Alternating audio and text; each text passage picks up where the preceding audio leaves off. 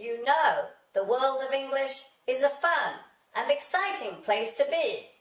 I'm so glad you could join us for another lesson.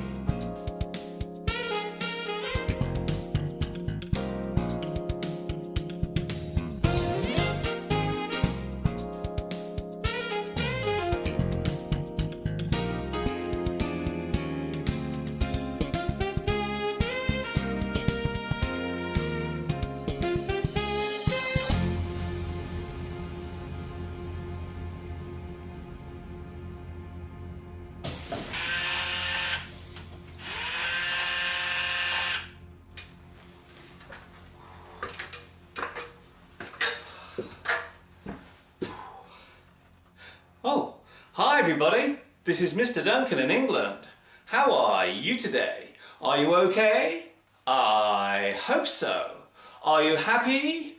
I hope so. In this lesson, we will look at the changing attitude to the way we use words and how the English language is changing because of this. Be careful what you say.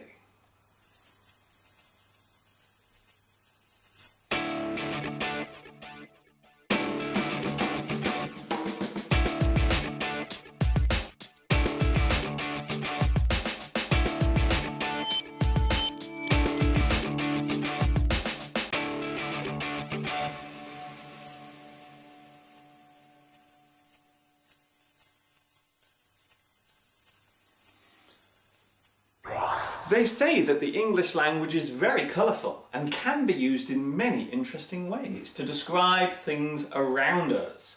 However, over the past few years we have started to change some of these words because we feel that perhaps they may be rude or could cause offence to certain people. We call this change political correctness. Wow! So many nuts. Would you like one? Not bad. To be politically correct means to consider the impact of certain words on those people to who the words relate.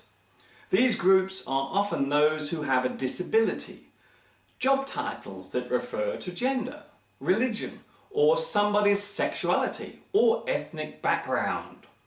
Let's take a look at a simple example of political correctness. Ladies and gentlemen, this is your captain speaking. We are currently cruising at an altitude of 35,000 feet. Should you require any refreshments during the flight, one of our beautiful air hostesses will give you all the assistance you require. We do hope you enjoy your flight. Thank you. The title air hostess was given to females who work on board aircraft, serving food and drinks and giving assistance to the passengers. The male title was air steward. Some people thought that separating the two genders was unfair and gave a bad image to females who were in this profession. So instead, a new word was introduced that covered both sexes. So nowadays we say cabin crew. This alteration has caused other changes too. These days we do not use the title policeman and fireman. Instead we now say police officer and firefighter.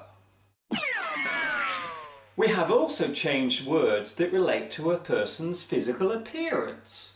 We no longer use the words fat or tubby to describe a person who weighs too much.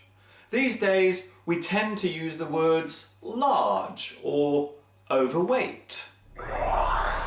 Here in the UK, we no longer use the word handicapped to describe a person who cannot walk or has to use a wheelchair.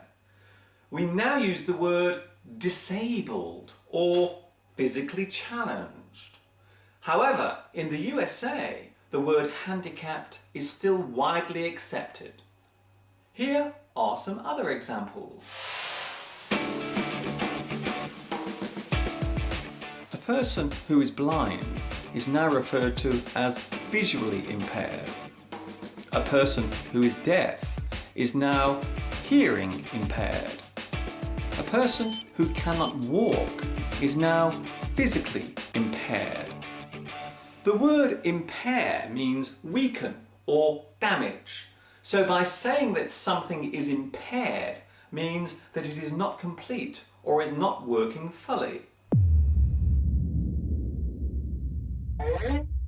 Perhaps the most controversial form of political correctness relates to ethnic and racial words, especially when we talk about people from African, Caribbean countries, or those who come from that particular ancestry.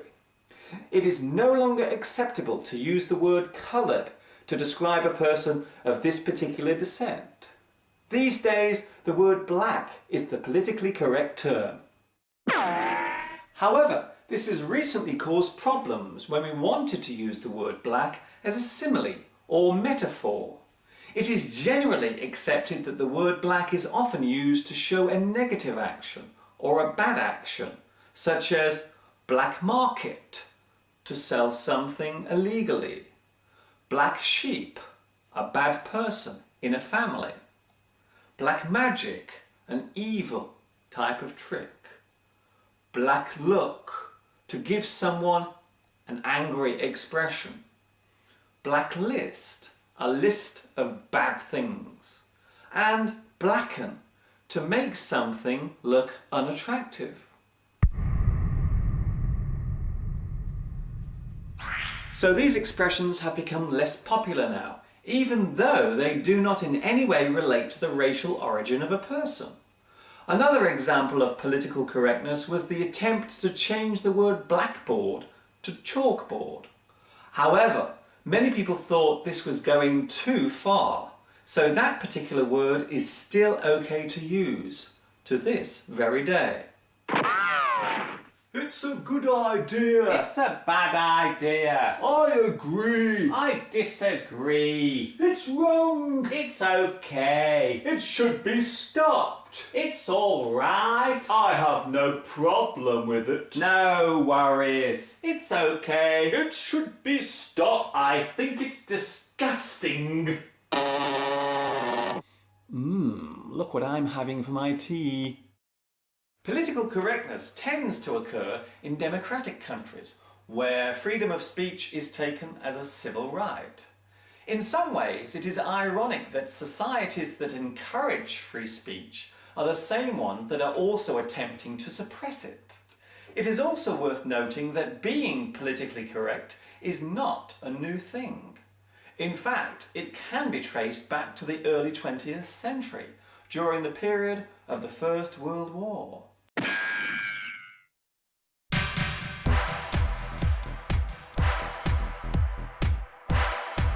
There seems to be a big divide about how far we should go with political correctness. Some people believe it is a good thing and should be encouraged, while others believe that our freedom to speak has been taken away. You may even hear someone use the sentence, "It's political correctness gone mad!"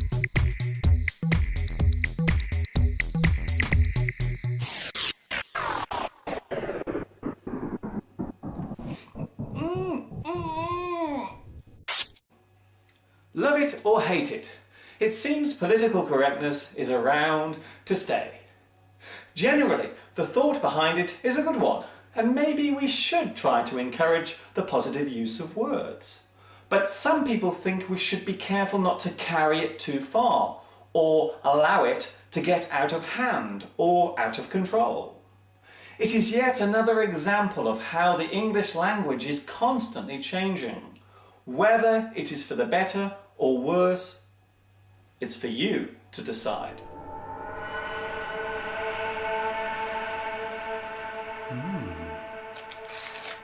My favourite. Before I leave you today, I would like to say a special hello to my new friends watching in Bosnia and Herzegovina, China, Germany, Mexico, Saudi Arabia, and Venezuela. This is Mr. Duncan in England saying, watch your P's and Q's. In other words, be careful what you are saying and to whom you are saying it. Have fun until next time. Ta-ta for now.